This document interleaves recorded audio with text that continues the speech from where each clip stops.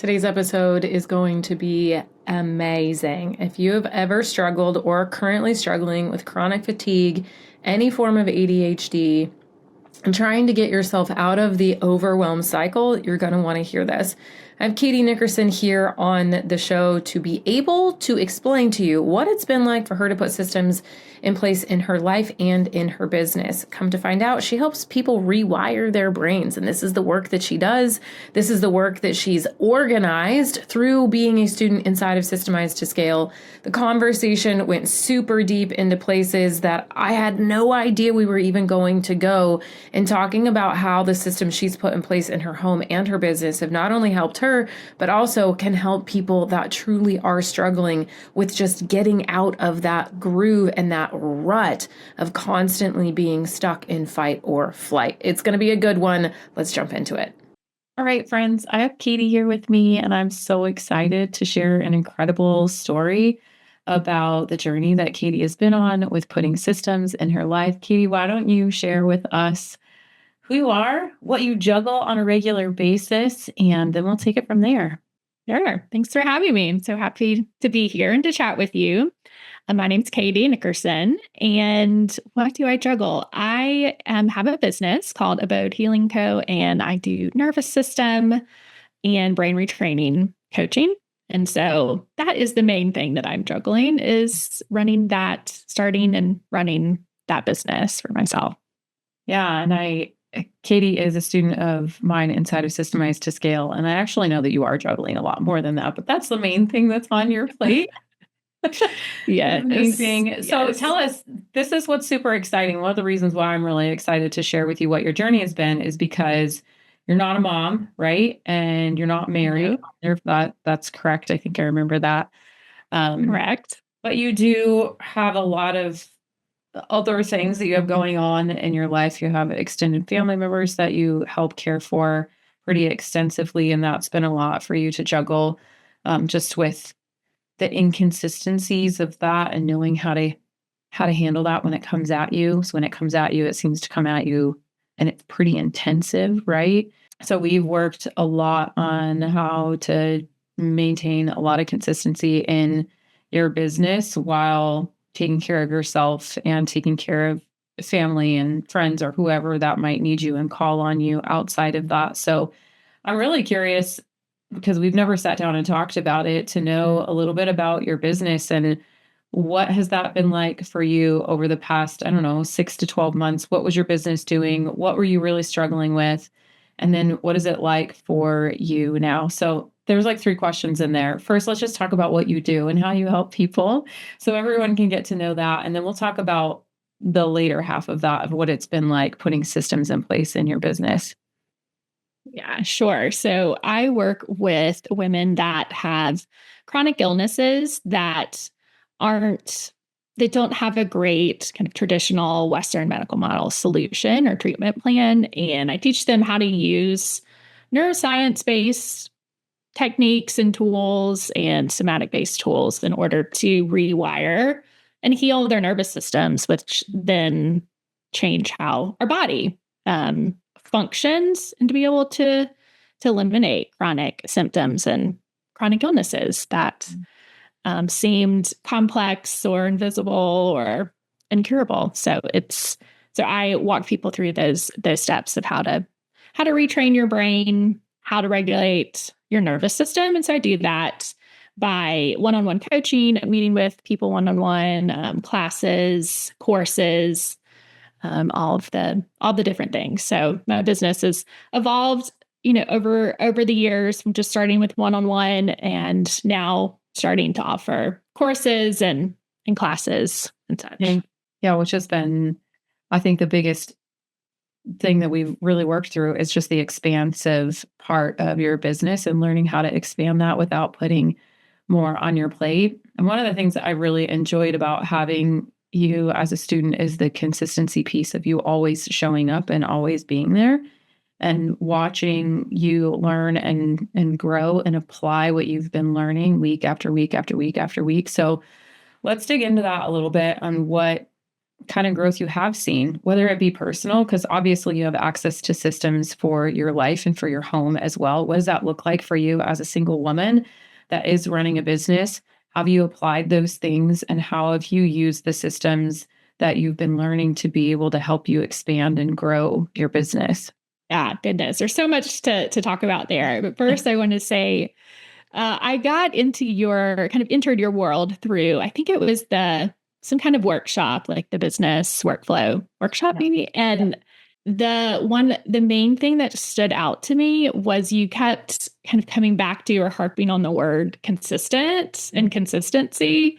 And I was like, that's what I need. I don't know, I can commit to that. I can commit to being consistent. And that was kind of my mantra for that last year of like, consistent Katie. I'm going to be consistent, Katie. I'm going to show up.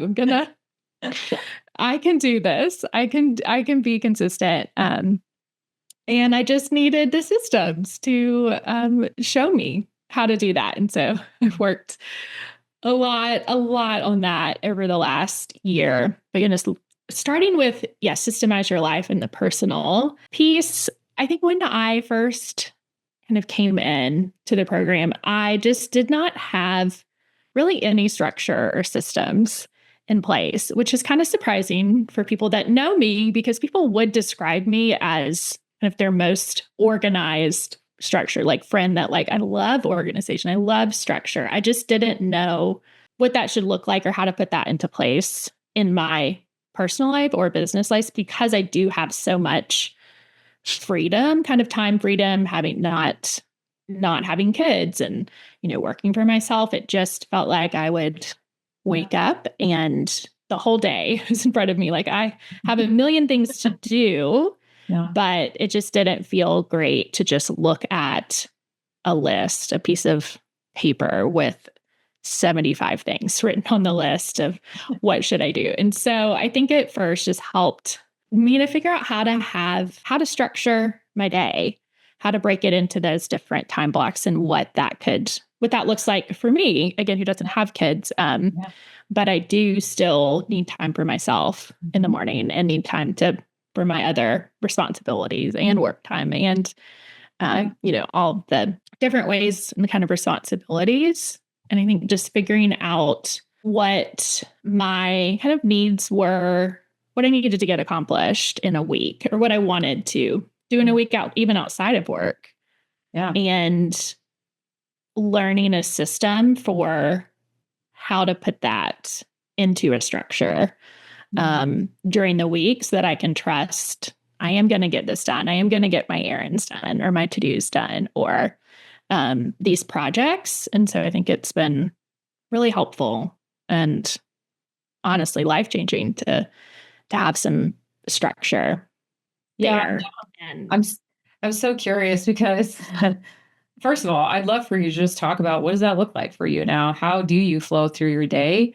What is the structure that you ended up kind of leaning into? And on that note, though, while you're talking about it, I think it's just so interesting now of you looking back, thinking about what were you doing with your time and imagining living a different way now that you're living this way. It's probably pretty crazy for you because you've been doing it for a while and have had some really good success. And the vibe that I get from you and from all the times that you've been on coaching calls and sharing the group, you're pretty mellow for the most part, pretty chill. You don't seem overwhelmed, by any stretch of the imagination. Maybe you just keep it real low key.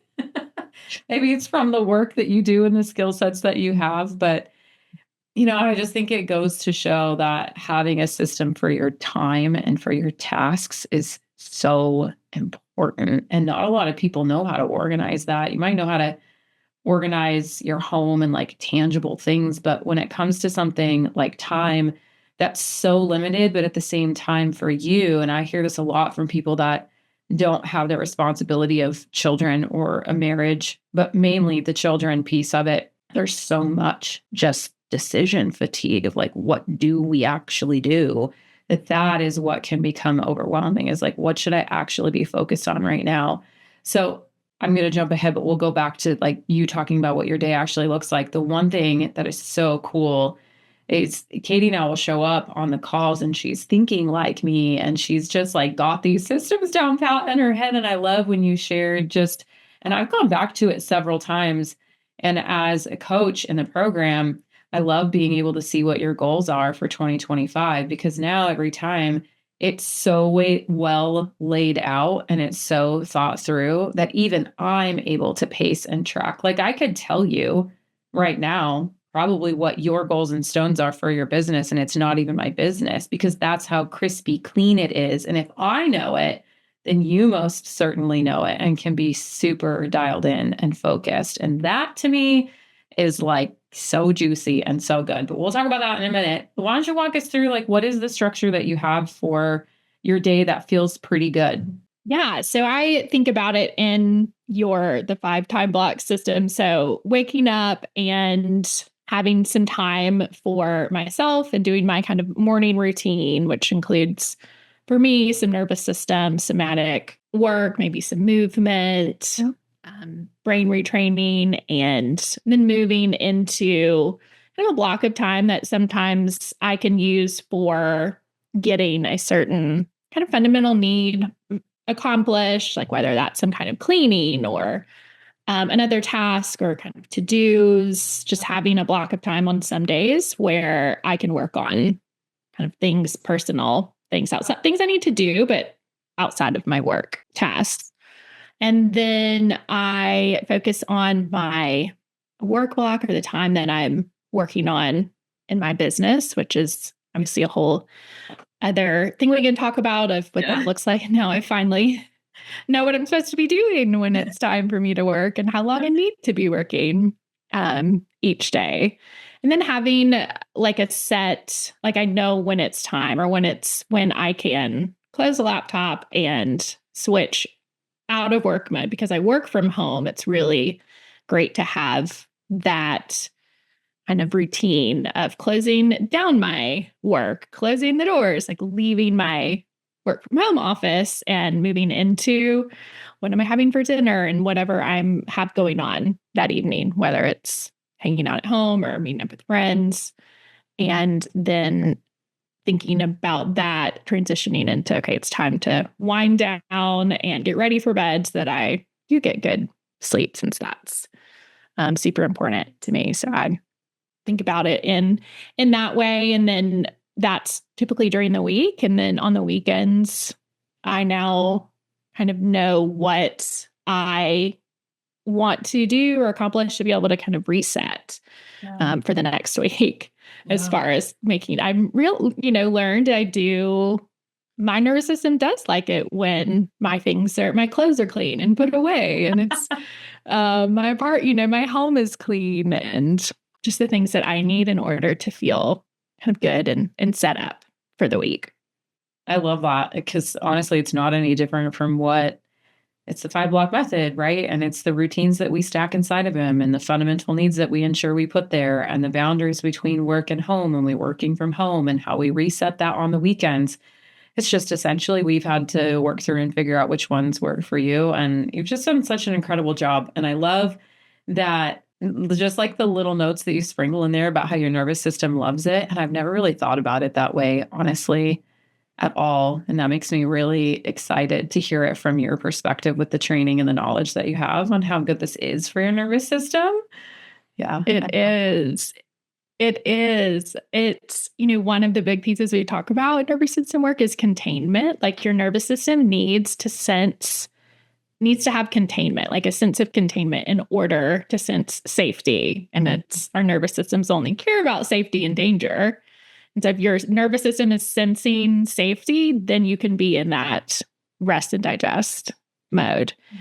And containment looks like so many different ways. Like it's why just noticing kind of mindfulness and noticing your body, that is containment. Like that is your nervous system understanding that you are contained in a body and skin. Mm-hmm. But with this work and what, your work and what I've learned with you, it's allowed so many things where it felt like 100 million tasks just kind of like floating about in my brain, and create that structure actually creates containment for those things so that it'll go, okay, this, I don't need to worry about this right now. I'm going to get this accomplished. Yeah. Or, all the things that I want to do in my business this year, where previously I might be kind of ruminating or wondering, or when should I'm going to work on this project a little bit. Oh no, I don't really want to do this. I'm going to go over here, but there's more containment for it. Because like you said, and I know I'm going to get to that. I'm going to work on that in Q2 or Q3 like that.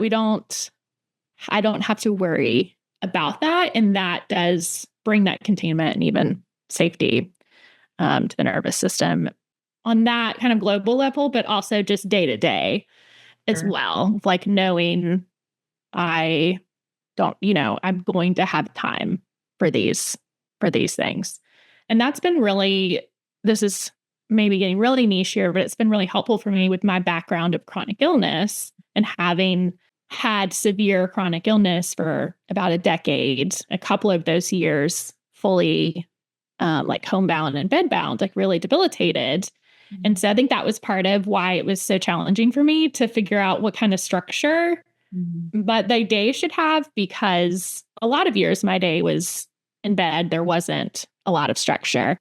I also had severe fatigue. And so there's a lot of fear around, am I going to have enough energy in order to do this or that? So it's, I think that's one of the things I juggle now. I don't deal with chronic symptoms anymore, but there is some complex trauma from that my brain is still rewiring of like, no, we actually do have all of the energy that we need to be able to accomplish this. It's safe to like plan things and know that I will be able to get that thing done, or I will be able to do that because there's time. And there's obviously lots of flexibility in these systems to move things around when you don't feel well or feel sick, but it just it brings a level of like safety and peace to the brain and nervous system. Yeah. And I'm that really glad that you brought all that up. And I want to unpack so much of that because we'll just go all around it in no particular order. First, it's so important to emphasize that and you totally touched on it, but the reason why I think so much of that safety comes into play and the security that we feel about putting something off into the future is because the system is strategic. The system says, like, we know why you're holding on to a project into Q2 and Q3 and prioritized this project in Q1. So it's not just like, well, whatever, we're going to do it later. It's like, no, that has to come second, and this has to come third, and this has to come first. And I feel very secure in that decision because of what we've worked through, right? And same thing during our week. Like, I know I don't have to touch the laundry right now, or I don't have to respond to those emails right now, or I don't have to do XYZ right now, because you know why it's living where it's living, and you feel really great about where you've put it. And then, like you said, if we get to a point where we're like, well, that doesn't really feel that great where we've strategically put this, well, then we move it around and we find a different place to put it until we figure out what works for us. And as seasons in our lives change, just like whenever you get a phone call or you have something that you get called out to go do, or you spend a weekend away caring for people, that's a very short season within a season, right? Where now we've got to figure out, okay, my whole weekend is done. I didn't get to reset anything. I maybe didn't even get to wrap up last week's tasks. And now I'm in a new week. Now what, right? We worked through that quite a bit. And learning how to deal with those things is crucial for people. But I don't think you can even get there until you've established this baseline of what is the consistent thing that we can feel secure in and we can depend on to be able to adapt back to when things have kind of gone crazy. And I've really watched you work so hard on that, getting that baseline foundation. And I think now it makes a lot of sense why you've really been like just such a strong light in the community for that consistent piece, is because this is something that you've been working through on the neurological side, right, for so long in your life with the work that you do, and knowing that these two things are really tied together. So that's really cool. I think the other thing is just having had a taste of chronic illness for a while. I had fibromyalgia for a very long time. And then I had irritable bowel disease for quite some time and couldn't do a lot of things. Then I think most of that just stemmed from trauma. It was a traumatic it was a trauma response, that's how my body handled what had happened for me in a series and a season in my life. And I get questions from people regularly. I have chronic disease or I have a chronic illness. Will this program work for me? And I'd love to hear what you would say to those people. I think you're a great person to be able to respond to that. Definitely. I tell lots of my clients about Chelsi Jo, and like, you need this. Absolutely. And I think, yeah, it is great. Absolutely great for people with chronic illness, because it does bring, again, all that like safety, predictability. There's so much flexibility with it too. And just establishing kind of the routines is such a big part of this work. And again, like the routine piece of it is so helpful for the brain, because it requires, like, the brain's always going to want to go towards the path of least resistance. It's just whether it's going to just configure that on its own, or if we get to intentionally design it. And so if we can like intentionally design, what do I want these routines to be, that actually saves the brain so much energy, than having to kind of, like you mentioned earlier, the decisions, having to make so many decisions and decision fatigue. Your brain's always making those decisions. But when we put those routines in place that, as we said, are like very flexible, don't have to be these like hour-long things, but it just becomes, you're just being intentional about what you're doing and allowing the brain to just run on that neural pathway and not have to expend extra energy thinking about, should I do laundry now, or should I return that phone call? Should I do this or that? It just helps conserve energy. It does. That's honestly. such a really cool way of looking at it, because I watch my husband, we both work from home, and he's been out for a knee injury from his firefighting job. So like he's home, like every day, all the time. And while he's rehabbing back to his knee being safe enough to go return to a very labor intensive job and to be a firefighter. And so I watch him go through decision fatigue on a regular basis. And I can imagine what that feels like. And I think that's why I originally created all this. First of all, I created systems for my health whenever I had first become a mom and had gotten married. It was like my body knew I was safe. And so it was like, now we're going to implode and you will have IBS and you will not be able to eat anything and you will be in pain and you will be cranky. And my husband was like, who the heck did I just marry? What is going on? I was like, I swear I didn't plan this. I didn't know this was going to happen. So I really felt like I needed to get my act together, and I didn't want to feel bad either. And so I created very specific things to be able to help me heal. And so that's typically what I tell people. But I guess I just didn't really realize the actual like neural pathways and the brain science behind what we're doing over here. So that's really cool to hear you talk about it. Glad we got to talk about that. Shifting gears really quick though, I would love to talk about the systems that you've put in place in your business, because that's really fun and you've done a really great job. So let's talk about this main task hub that people have heard me refer to as the cockpit, right? This place where you operate your entire company, and what other workflows, if you want to talk about that. I know you predominantly have been pretty heavy on client work, and now you're expanding in your business to have some of their more, so we call passive options, and about to launch a podcast soon, right?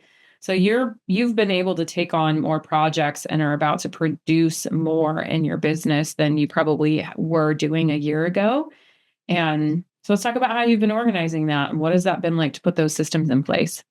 Oh, goodness. It's been a game changer for sure. I think before, I had so many things that I wanted to do, but wasn't sure how to break it down into smaller chunks that I could accomplish without getting totally overwhelmed. And so I think I knew what I wanted to accomplish. Like I knew what my goals were kind of, but I just didn't know how to go from this is what I want to accomplish to actually, what does that mean I should be doing on a day-to-day level? So I think it has been really helpful to really nail down what is it that I need to be doing daily? What do I need to do every week in my business, every month, every quarter, kind of, and then yearly too, and have a system again to like contain that and to know what I need to be kind of working on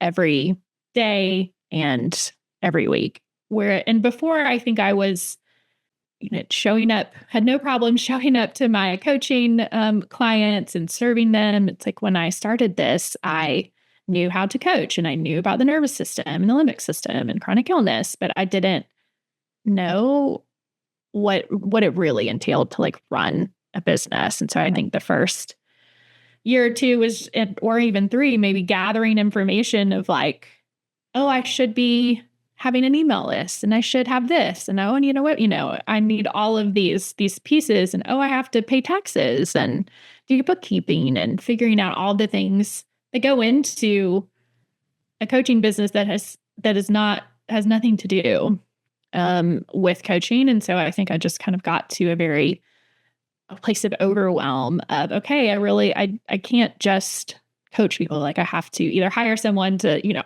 people to do all of these things for me, which wasn't possible financially, or I've got to figure out how to kind of fit all this in. And so I think it really was just doing the urgent task. It was kind of like whatever was on fire, we'll handle that and then kind of just jump to the next thing, which, from a nervous system perspective, like urgency and rushing, and that is your sympathetic nervous system. That is your fight or flight nervous system. And when we're operating out of that place, that shuts down so many first of all, your like logical prefrontal cortex and all of your creativity and intuition. And so to be able to have a system where I can deal with the things that are on fire or urgent, but I also have space to do the important but non-urgent tasks and more easily access that ventral, like rest and digest state of the nervous system where I can more easily access that creativity and intuition and higher, like deep work and higher level thinking skills is really important to not be in that kind of urgent fight or flight state, which is, we all need that, but just not when you're just showing up to your work box every day. Not just to sit down and do work every day. Yeah, that's amazing. So more creativity and more access to your intuition. I think obviously as a person in general, and we use this and need to use this a lot as moms, obviously I lean on that quite a bit, like a mother's intuition. And that's kind of where my brain goes first. And that's how this whole business even got started, was really on the mom front. And then I realized, wow, all this stuff is very similar as a business owner. So I started applying all the same things to this company, and the amount of creativity and intuition you have to lean on to be able to run a successful business is wild. And I never knew that.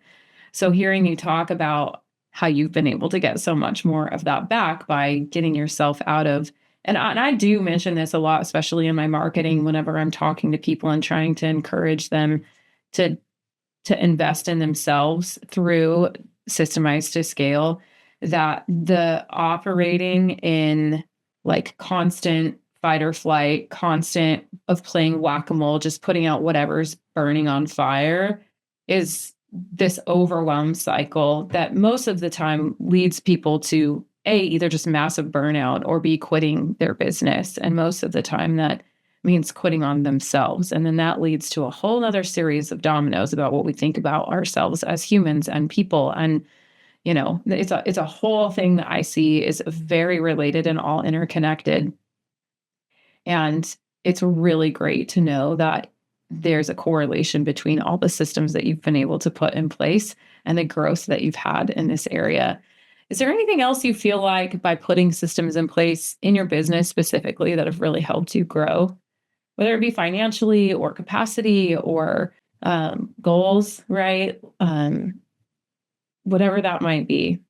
I think just learning the kind of basic project management skills I feel like I've learned from YouTube of how to kind of take a big goal or project that I want to accomplish and how to break it down into steps, different steps, and how to put times on that or timestamps or how long is this going to take or when do I want even putting due dates on there, just kind of working backwards. That might seem simple or kind of something that I should already know how to do, but I just couldn't. I could do that in other areas of my life, but I'm not sure why it just didn't translate over to this. Probably because I was in a lot of overwhelm, and that's where, I think we've got, once you're in this like fight or flight, that hectic chaos whack-a-mole, it's like when your brain is not seeing enough progress from that strategy, it will then move you into the freeze state. It moves out of fight or flight and moves into dorsal, which is like your shutdown and freeze state,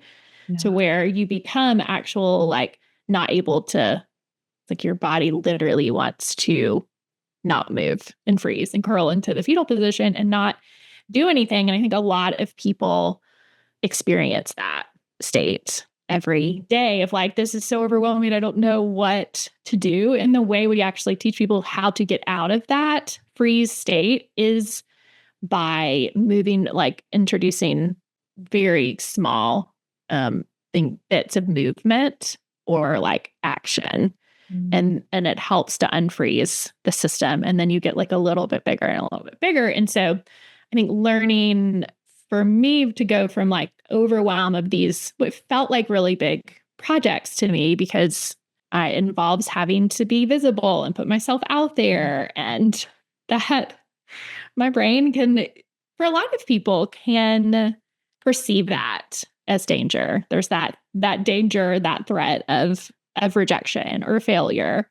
And that's enough to kind of activate that freeze response. And so I think learning how, when I get into that state, breaking it down into like the teeny tiniest, smallest little steps that I can like take, that then, okay, well, I did that. I opened, that document. Okay, great. Now I'm going to, taking really small steps in order to kind of get that nervous system back, that kind of prefrontal cortex back on board and feel accomplished. Like I feel like I did something. I might not have accomplished this big, huge goal, but I think it's framed it to be like, okay, but I did accomplish this step 1. I can check that off in my card. And just focusing, I think, on one thing, the way that, we even set up the cockpit is having, that in progress column where I'm moving my card over the one thing that I'm working on. And, and not the 7 things that I'm working on all at once, but to be able to like focus on that one thing. And then within that one thing, breaking if I need to, depending on how much danger or safety my brain is detecting from this task, how much I really need to kind of break it down into smaller pieces so that my brain can get enough of that dopamine and safety from like accomplishing something to be like, okay, we can do this. This isn't so scary. Nobody's going to come and reject me or, fail me on this test or whatever is happening subconsciously in our brains that don't make a lot of sense, right? It's like those tasks are like, I don't know why I can't just do this. Why can I not do this? Or there's so much happening underneath the surface in your limbic system and nervous system that make all that make sense. But it's kind of like little hacks for how to get your brain and your nervous system on board with what you want to accomplish in your business. Yeah, I'm just like sitting here like reeling through all of the things that I know that I've gone through. I was like, oh my gosh, it all makes sense. And it totally happens. I had a project. I've talked about it openly so many times that I just couldn't get it accomplished. And I would get it done and then I'd have to redo it. I'd pay all this money. I'd spend hours on it and then it wasn't right. And my business would change and I would make a different decision. And I just felt like, oh, this is the missing link for me to be able to get my business where we need to go. And just, it won't happen, you know? And it does, and then it doesn't. But in like the big scheme of things, like what the heck? And so I finally put it back on my plate and I had a goal to get it done by January 31st. And one thing after another, after another, after another. And it's like, I'm getting it done. And my kids knew, and my husband knew, and everybody knew. And the way that my brain worked up this stupid project that's literally just designing an ungodly amount of slides in Canva is essentially what it comes down to. And the strategy behind it. And it's just like actual hours. I've got 55 hours in on this project at this point, and I squeaked it out. So I'm not 100% done. But in that process, I recognized that the project itself was not the problem. It was literally what was happening in my brain. And so I was like, well, that's what we're really up against over here. I don't know. I think probably intuitively, I just moved through it the way I do, you know, with my systems and most things. But I think for the first time, recognized how training yourself through that. And ever since I got through that, it's been probably a huge dopamine hit that I didn't realize happened from being really proud, and what that's done for me since then. And then a few days past January, you know, we're here in February, and the things like literal switches turned on in other areas of my business that I had totally put in the dark, that I was like unavailable to even attempt. And I was like, that's interesting how now that I got through this, all these other things I'm literally available to access now. So that's probably everything that just happened there. So that's really cool. Thanks for that. Yes. Yes, because it is, the brain will create resistance to anything it thinks that you can't be successful at. And so that's, definitely a piece of it. And it's like when we get dopamine from something that we worked hard on, that's the good kind of That's dopamine. a good We can get step. we can get like quick dopamine, like in other quick ways, like getting on social media, but it's not the type of dopamine that's helpful, that opens up, turns on the lights in like the other areas. So it creates evidence for the brain to say, oh, well, we did this really hard thing. We can do that. This feels similar to that, even though like your brain doesn't realize they're different tasks. It's just like this thing that's big and we have to do stuff. And if the brain has evidence it's always looking at our past experiences to inform whether something is dangerous or safe. But it's like, okay, we did it. Look, we didn't die. We're still safe. We're still alive. It's like, oh, I think we can do that too. We do that again. Well, I love that you just taught me that there is a lot of brain and neuroscience behind the work that I do in Systemize to Scale. But I definitely think that's the one thing that I've loved seeing in you so much. And I can't wait for your podcast to launch, which tell us what the name of your podcast is that you're getting ready to put out into the world. Yes, it's coming out soon at the beginning of March, and it's called Retrain Your Brain with Katie Nickerson. All about this kind of stuff. I have a couple other things I want to talk about before we wrap up, but tell people while we're on it where they can contact you, find you, learn more about what you do and how they can work with you. Yeah, definitely. I have a website. It's abodehealingco.com. And that's also my Instagram handle, Abode Healing Co. And so either one of those places, you can find me there. And then, yes, in March, I will have the Retrain Your Brain podcast, where you can find anywhere to listen to podcasts. Yeah, I'm excited to listen to it. And I truly just super grateful that you came on here to share your experience. I really hope that other people that are listening find a little bit of confidence and clarity on what it looks like to be a student inside of Systemize to Scale, because I think you and I both probably share a similar thread, a common thread in wanting people to be able to move forward into the things that they really feel like they're supposed to do without the limitation. And we just help them from different angles to be able to get up and go do the thing. And it's really going to be exciting to see where your business is at in 3 months from now. I really think, it's going to be so fun to see what's happening there with you bringing on a whole nother side to your business. And I know that we've talked a lot about just the idea of having a VA and outsourcing and really taking your business to this place where you don't have to work more to even grow